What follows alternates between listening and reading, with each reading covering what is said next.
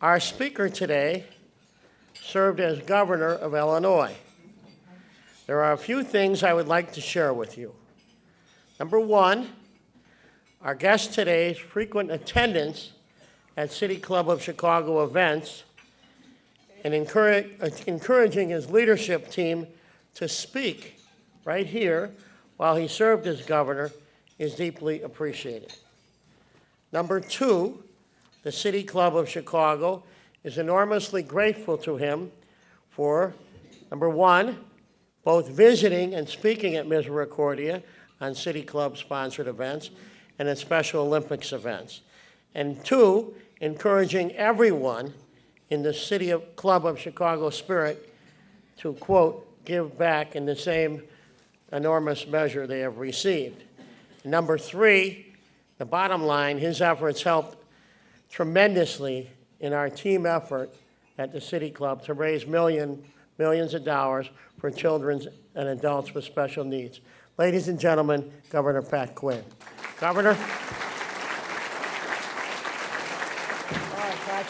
good to see you. Well, thank you very much to Jay Doherty and to the City Club and to everyone who has come here today. I was here last on January of 2015, right before I left office, and I was always grateful to the City Club for the opportunity to speak about important issues and to answer questions and to visit. I think all of us miss Paul Green. He was here that day, and he was just a mainstay, a man for all seasons, a fellow who really he helped educate all of us. He was a professor, but he understood that his classroom was far more than just a university. It was all of us. And he talked about democracy. So that's my topic today, but I did want to salute Paul and also Tom Roser, who's passed on. Tom was a good friend, and with Jay, they really put vitality into this organization. And it's so important, I think, to our state and definitely here to the city to have a place where you can come and talk about important issues, defend your position, and also listen to others. So I want to thank the City Club and all those who have come to these luncheons and breakfasts over many years for your interest in democracy. It so happens that today, October 18th of 2016, would have been my mother's 99th birthday. She passed away. My mom passed away last November at 98 plus, and when you really think about it, she was born in 1917 when women did not have the right to vote in America. That was before the passage of the Constitutional Amendment in 1920.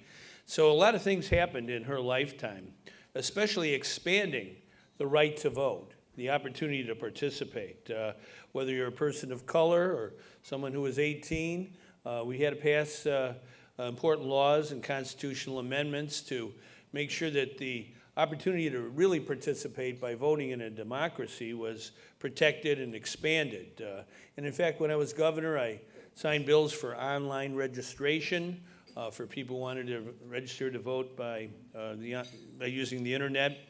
We also were able, right before I left, to sign a bill that allows people to register on Election Day. And that happened back in 2014.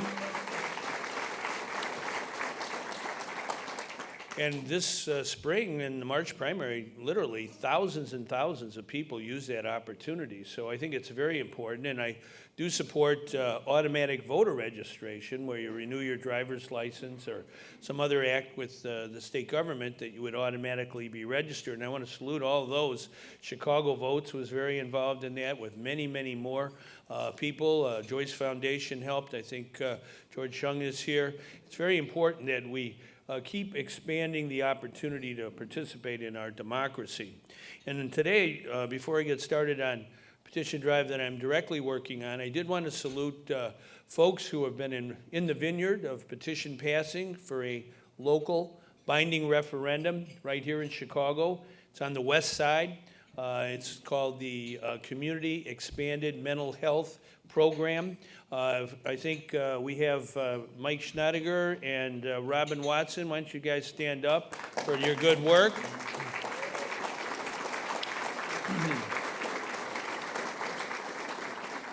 As you know, there have been cutbacks in mental health clinics here in the city of Chicago, and the bill was passed, put on my desk, and I signed it into law that allows citizens to petition in their neighborhood to establish a mental health district for expanded care, to make sure that everyone would have free mental health care if they had nowhere else to go. And my friend Pete O'Brien is here today with the Kennedy Forum. He's very, very involved in mental health initiatives, and we've already passed one of these expanded mental health districts in Chicago on the north side, and Mike and Robin are working on a referendum that's going to be voted on November 8th on the west side. And I think we need to keep doing this in every part of the city of Chicago because it is a local binding referendum that people can put on the ballot. They decide whether they want to have a modest tax increase in order to fund this mental health district. But there's hardly a more important issue on health care than making sure we have parity with respect to mental health and physical health. And I really salute folks in the neighborhood who gathered 10,000 signatures on the west side of Chicago to make this happen this year in this election. And also on the ballot, county-wide, it's an advisory referendum, but it basically calls on our state to have earned sick leave for all the workers of Illinois, for people who are working hard, who have not one sick day. There's something wrong with that. If somebody gets sick or a family member gets sick, we ought to have earned sick leave in our state as the law. And two years ago in Massachusetts, it was an initiative on the ballot, the whole state. They passed it into law. It's now the law of the land in Massachusetts and a number of other states around the country. And I want to thank Ron Powell of the United Food and Commercial Workers. Why don't you stand up, Ron, for your efforts in this area.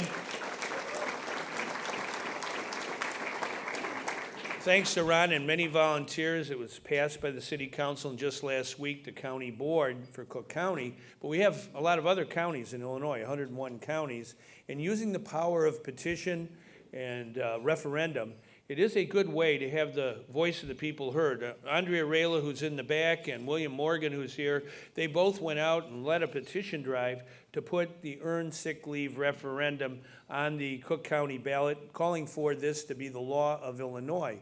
And I know something about that because in 1982, we did a similar effort for a petition and referendum for the Citizen Utility Board. I brought the original envelope of the Citizen Utility Board.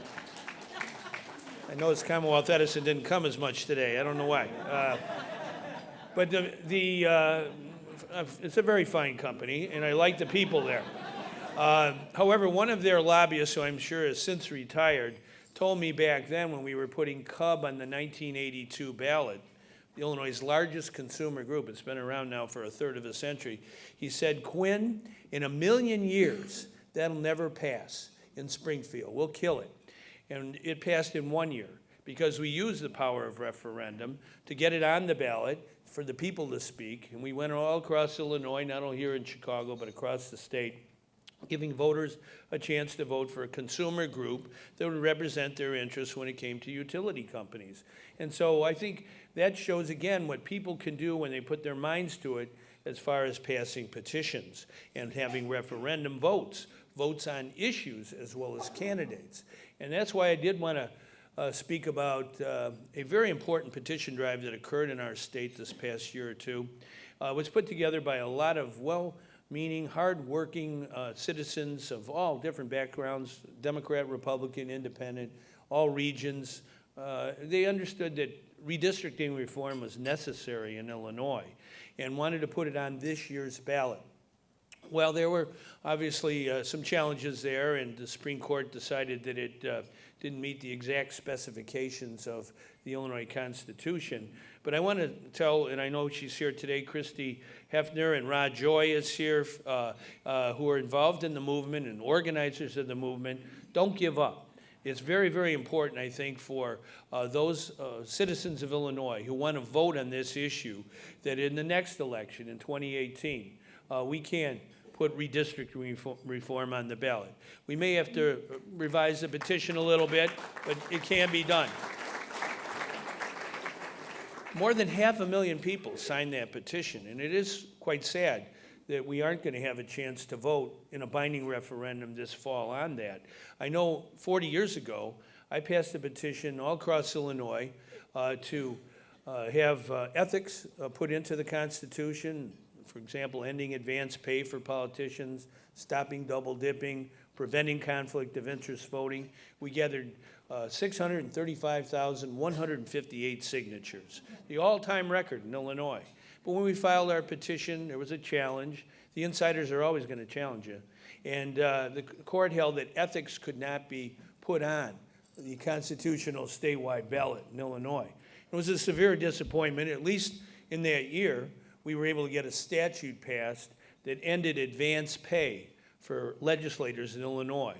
For 100 years, legislators would get sworn into office and collect their entire annual pay on that first day before they did a single day's work. If they retired and resigned, they still kept the money they took in advance. If they went to jail, as some of them did, they still kept the money they took in advance.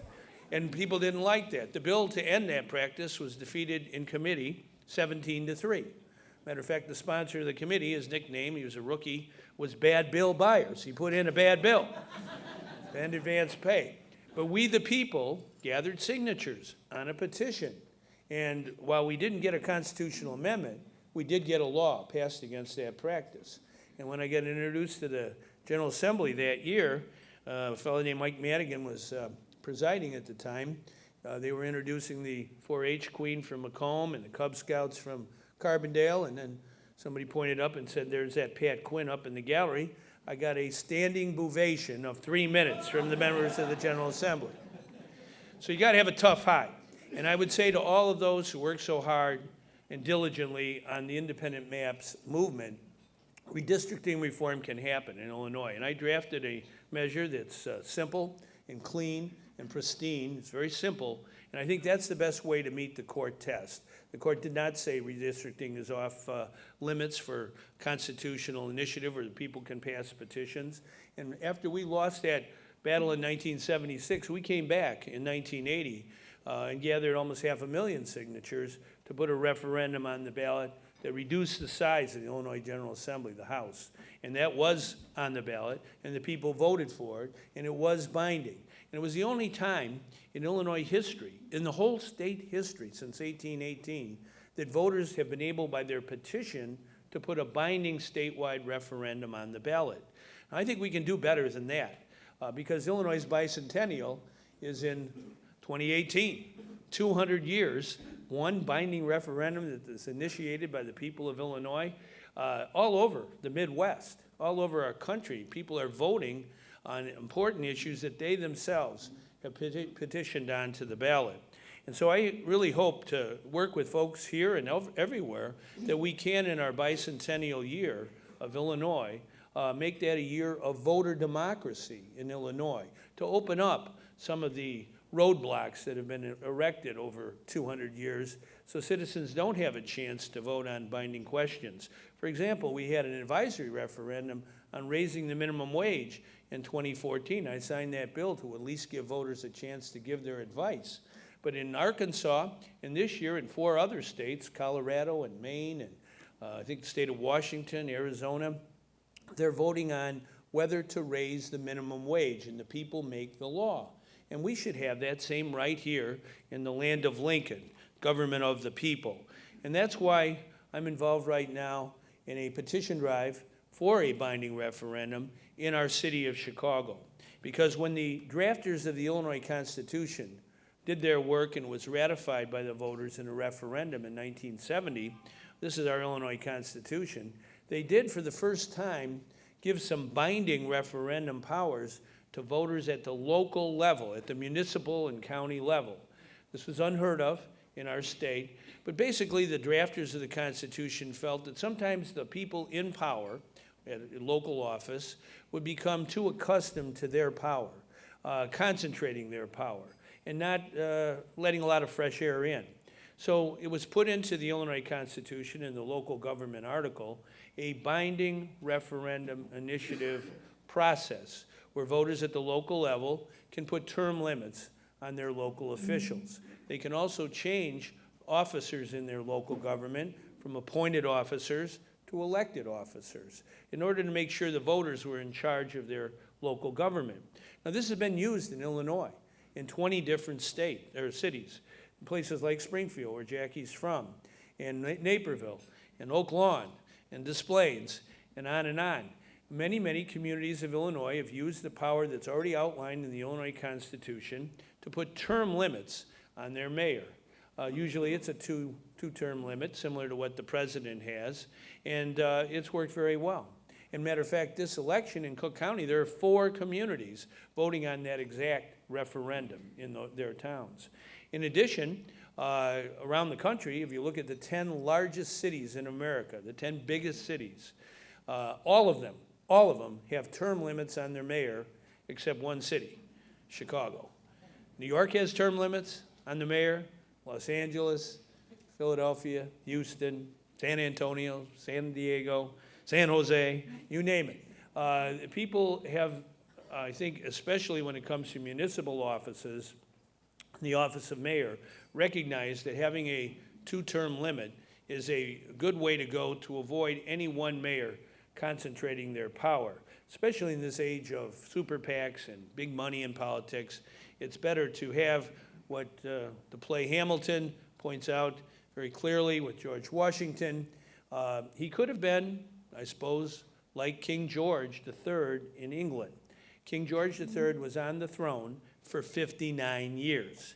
And he was amazed, King George, that George Washington of the United States of America voluntarily stepped aside after 2 terms as president. He couldn't get over it.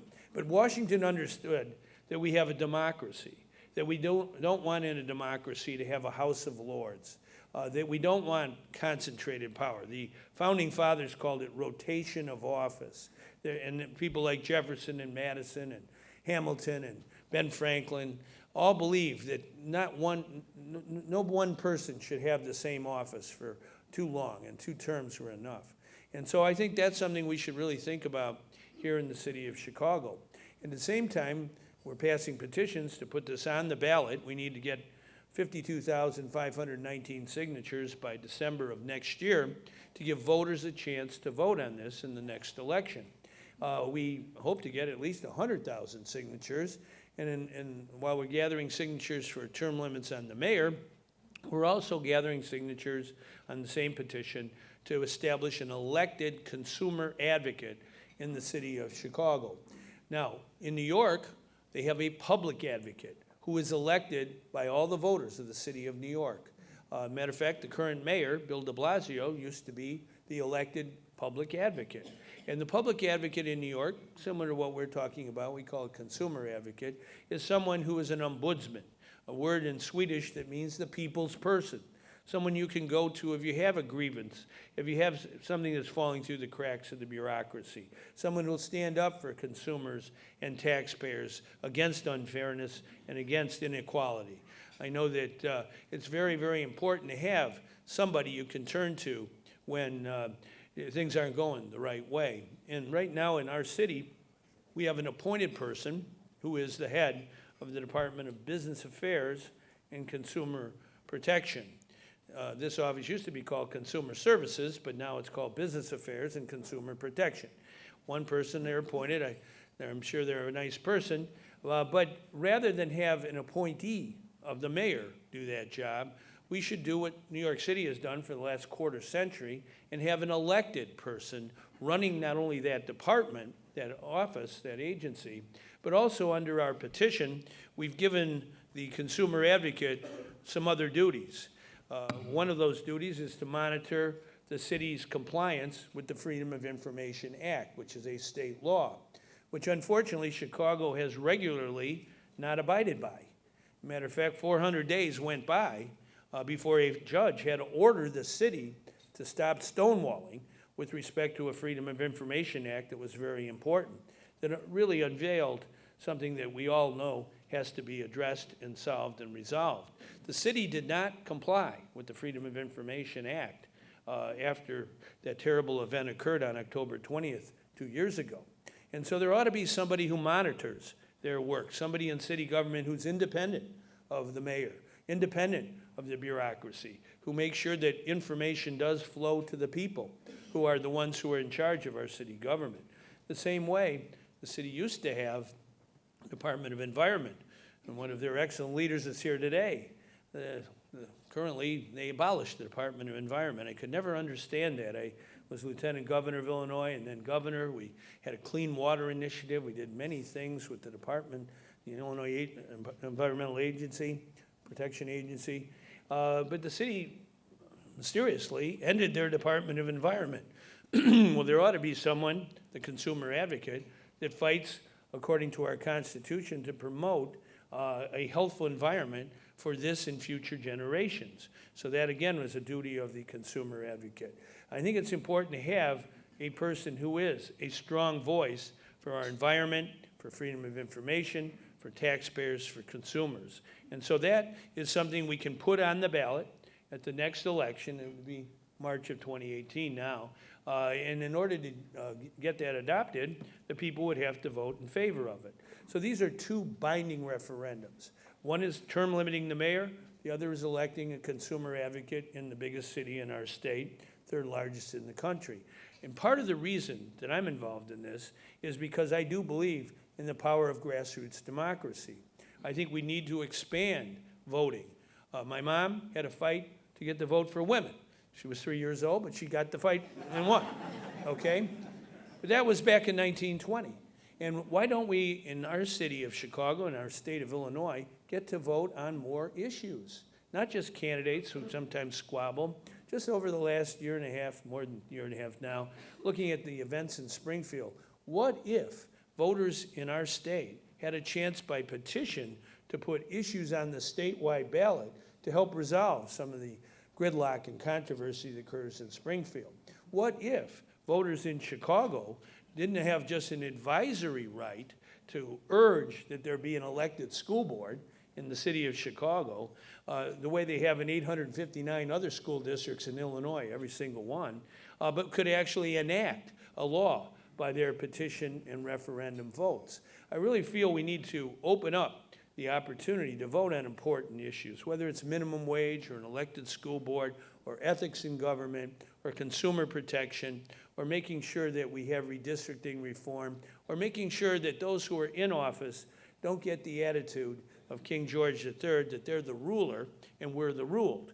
As President Obama recently said, the history of our country is we don't like to be ruled by people who are in office for too long. We understand that it's important to have grassroots democracy bubble up from the grassroots. And that's what's happening across the Midwest.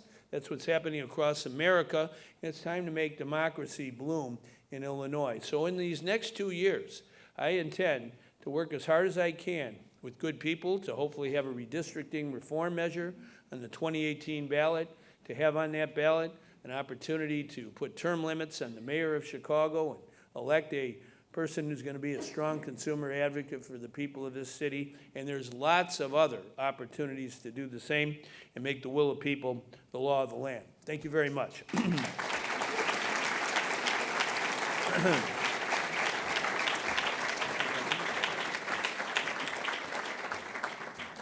Okay, so if you have some questions, and I see there's one coming right up here.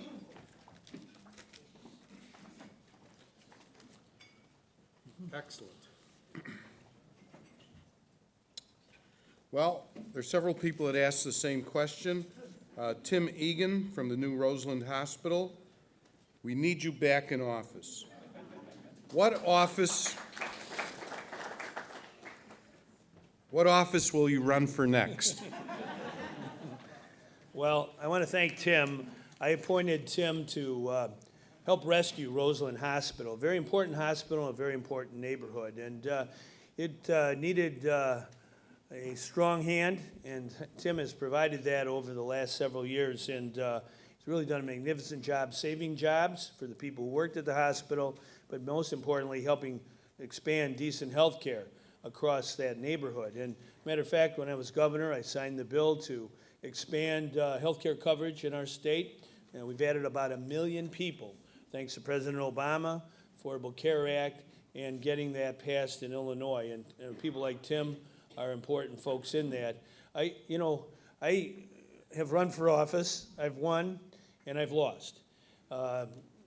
One day you're a peacock, the next day you're a feather duster, okay? So you don't always win. But you never give up, and you always find another hill to climb. So that's what, I'm kind of back to the future. I started passing petitions for referendums 40 years ago, and we've collected, the groups I've been with, over 4 million signatures in that time. But too often, we've been roadblocked, as what happened this year with the independent maps. You know, it's very hard to take that. And so I think we really need a rebirth of citizen action in our state in the next 2 years to put on the ballot in 2018, when we celebrate 200 years as a state, some important reforms that are long overdue. So that's really what I'm committed to. And whether I run for office or not, I don't know. But I know I am going to be committed to expanding grassroots democracy wherever I can find it. Thank you. I've got a couple questions here. There are a couple people here who seem to know an awful lot about some non-public things going on in your life, so I'll try to work this in. Jane Johnson, where are you, Jane? Way in the back, City Club member. And the irrepressible Von Steuben High School graduate, Graham Grady. Where are you, Graham? Well, I've got his name on a question. I guess he doesn't want to put his hand up. Governor, do you have a takeaway experience from your race with Rauner that was so close, most people regret now, and do you plan to run again for public office? Yeah. Well, I was here 2 years ago, and it was a hard-fought campaign. I had signed a bill for limiting campaign contributions. It was the first time in Illinois there was ever any limitations on contributions. And I thought it was a good reform. And we had to sign a lot of legislation and pass reforms after I became governor. I inherited the worst economic recession and situation Illinois ever had since the Great Depression. But we also had an ethics depression after my predecessor was impeached and removed from office. So we had to do a lot of reforms, and one of them, the campaign finance, I thought was a good one. I abided by it, but it did have a provision that if a self-funder came along and broke all the limits with their own spending, then the limits would be taken away in that election. And I always regret that Rauner didn't abide by the limits that I had abided by for about 3 years. He decided he wanted to, spend unlimited, almost infinite money. It was about $70 million. And I don't think that's a healthy thing for any democracy, to have $1, one vote, as opposed to one person, one vote. And I think really that's one of the reasons I believe so much in petition and referendum, that in this day and age of big money and super PACs, that may be oftentimes the only way voters can get reforms adopted. Rauner was opposed to the minimum wage. I believe in raising the minimum wage, but we only had an advisory referendum, and that hasn't ever been voted on by the Illinois House. And if we had what Arkansas had, binding referendum, we would have raised the minimum wage back in 2014. And voters are voting on that in other states this year. So sometimes that's the only way to get around big money, is to do it with shoe leather and everyday people. So it's frankly sad to see some of the things that have gone on. I really feel Illinois is on 4 flat tires. And, when you're in office, when you're governor, you got to tell the truth. Tell it straight to the voters. Sometimes it's tough medicine. And there are those in politics who want to tell people what they want to hear rather than what they need to know. And I had to tell the people of Illinois in the election of 2010, we needed more revenue to pay the bills, to pay the pensions, to make sure we had schools and hospitals and public safety. I won that election. It was close, but I won in a Tea Party year. But I didn't win in 2014. So I'm never going to deviate from the message that it's much better to tell people the truth. And for those who don't, they end up with a $15 billion deficit, and they have to figure out how to get out of it. Thank you. Okay, then a follow-up from Graham and from Jane. Pat, you have been seen in the company of a 33-year-old regularly. How is Betsy? And Jane wants to know if there are wedding bells in your future. Do you have a big announcement to make today? Well, Betsy is the nickname that my assistant, Lou Bertuca, gave to my briefcase. That it's 33 years old, all right? Soon to be 34. I got it on my birthday in 1982. It survived a lot. I've gone to Iraq, I've gone to Afghanistan, I've been all over, but Betsy is still there. Now, it wasn't dire straits. I went to a shoemaker, Tony's Shoe Clinic, and somehow he rescued it and put it back together again. So it's alive and well, and I'm sure I'll be married to it for the rest of my life. Pretty good answer, huh? Governor, many years ago, you led the drive to reduce the membership in the Illinois House of Representatives. You said that this would save the citizens of Illinois a great deal of money. Other people have said it has made the House less responsive because we had minority-majority representation. Could you reflect back on that? And if you had to do it again in light of the history over the several decades, was it a positive or perhaps a negative? Well, it's called the Cutback Amendment, and it's the only one in 200 years that the people petitioned onto the ballot in Illinois. It reduced the size of the Illinois House from 177 members to 118. And it said that all those remaining members had to be elected from a single-member district. Now, when you say minority, it certainly didn't apply to people of color. Under the old system, which is a very confusing system, it had multi-member districts and cumulative voting. Never in the history of Illinois under that system was one person, one Latino person ever elected to the House of Representatives. Now there's quite a few. Same way with African American representation, its percentage greatly increased with the smaller House. So single-member districts, I think, are the best way to hold members accountable. And I don't have regrets. It passed 2-1 in 1980, 68%. If it was on the ballot today, it passed by even more. I don't think voters are interested in increasing the size of the Illinois House by 59. But having said that, I do think, and what Christie and Rajoy and others were involved in this year, redistricting reform, I think is a good way to go to make sure that districts, all districts, are drawn properly, fairly. And I just saw yesterday, President Obama is intending to make this one of his important causes when he leaves office, to go around America to make sure there are independent commissions established in order to draw fair districts that aren't biased in any way. So I think that's an important reform for Illinois. And in my view, it can be petitioned onto the ballot as a binding referendum in 2018 for the voters to vote on. And I've drafted that, and I look forward to working with folks here and everywhere we probably have to get another 500,000 signatures, but we can do it. We're people from Illinois. We're tough. We know how to make things happen, and we should take charge at the state level to get redistricting reform that's long overdue. Thank you. We have time for a couple more questions.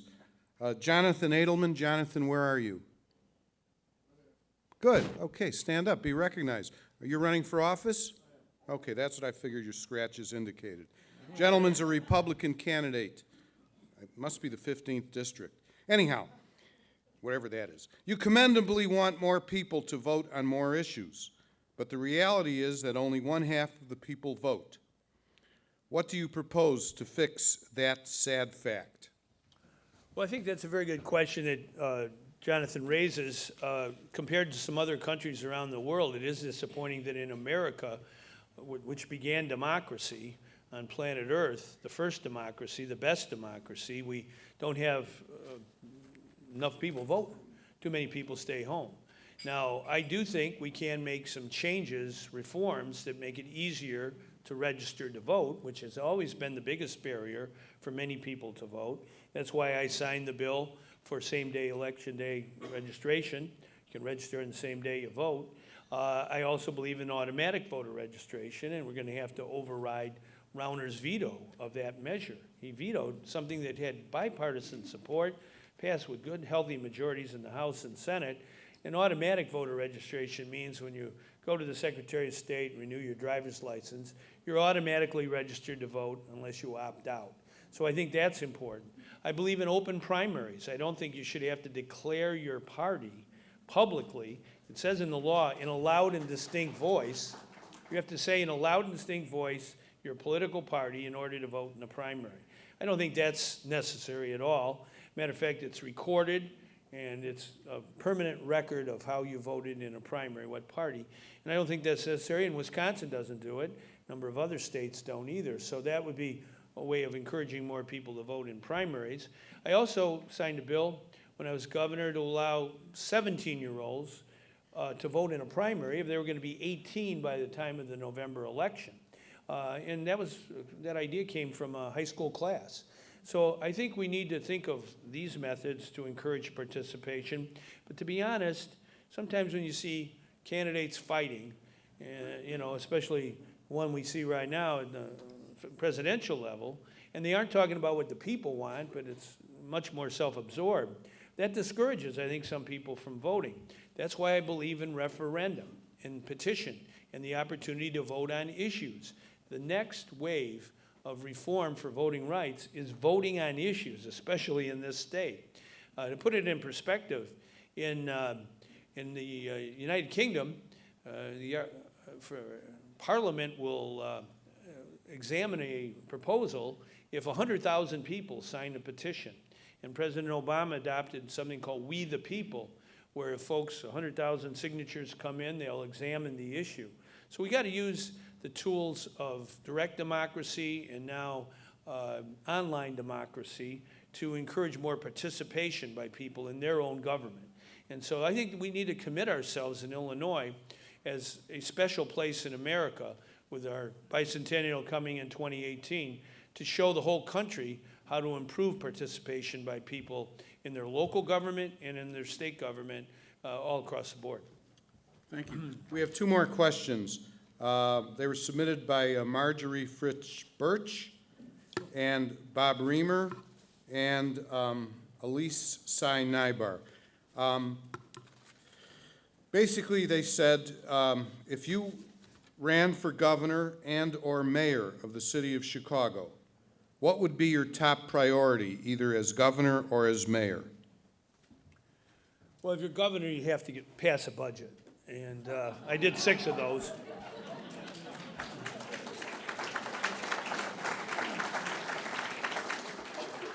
And the last budget I prepared, we had passed a law that said the governor should not just talk about the coming year's budget, but really put a blueprint together for the next several years. And I put together a 5-year blueprint for doing what's necessary with our funds in Illinois. And that budget, if it had passed, my opponent was strongly against it, but we would today be on a 30-day cycle to pay our bills. We wouldn't have an avalanche, a mountain of bills that are unpaid, billions of dollars. We'd be on a 30-day cycle of paying the bills just like businesses are. We would pay our pension every year, the proper actuarial amount. I did that as governor. It was very hard to do for 6 years, but we did it every year. My predecessors did not, and that's what caused all the problems here with our pension, not having enough money in the pension fund. But under the budget I prepared, we would have not only paid the bills, we would have paid the pension. We would have given a $500 a year annual refund to every single homeowner in the state. Every year, $500 refund. There are 2 million homeowners in Illinois. They talk about property tax freeze. If they adopted the budget I had outlined, this year people would have already gotten $1,500 in property tax refunds, not a freeze, an actual refund on their property taxes. And we also would have invested in schools like never before, investing in K-12, doubling the number of scholarships at the higher education level. It's a program called Monetary Award Program. And then we also would have put $1.5 billion into early childhood. And finally, we would have given tax relief to working families raising children, the Earned Income Tax Credit, and we would have helped a lot of people. But it didn't pass. The other side won. It's, to me, very regrettable because Illinois would be in much better financial shape if they had followed the plan I outlined. And so I would hope that someday that will come to pass. As far as the mayor goes, I think the most important reform is term limits on the mayor. 8 years is enough. Thank you. Okay, one last question. Candidate Trump has said that the election process is rigged. In any way, did you feel that you're losing or the election process is rigged at all? How would you respond to that charge? Well, I don't think that's helpful at all to democracy. You know, when you think back on it to the year 2000, a fateful decision was made by our U.S. Supreme Court, Bush v. Gore, where 5 judges decided who won the election. And Al Gore, who did not prevail, nonetheless, because he loved America and loved our democracy, accepted. He didn't agree, but he accepted the decision of the court in that election. I think that's the model to follow. When you lose elections, it's no fun, but there are many things to do in life. You haven't died, and I think it's important.